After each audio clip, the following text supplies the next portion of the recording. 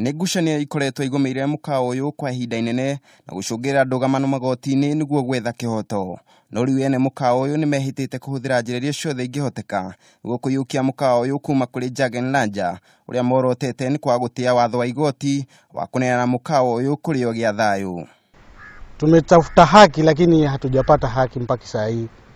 Na tumeenda kotini, tumepigania haki yetu, lakini kila tukishinda tukienda pale tuna blokiwa.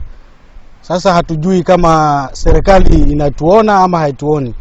Na kama kuna mkono wa mtu ama kuna mtu ambaye ndiye anamsaidia mzungu kufanya hizo mambo zote, yeye pia naye naona mwisho wake pia sijui itakuwa nini, kwa sababu sasa si nasi tukichoka tutachukua hatua, lakini sasa hatutaki kuchukua kwa hatua ni tunafuata sheria.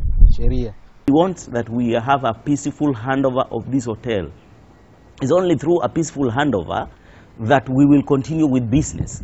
We want to have it as a going concern, and the court found that it is good that he hands over.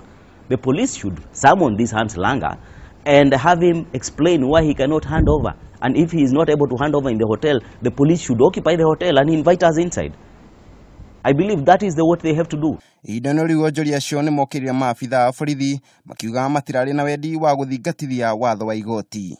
Enforcement of the court order was stage managed. It's like there was a program, and the police, we could hear the junior officers saying that they have not been briefed, they don't even know what's going on.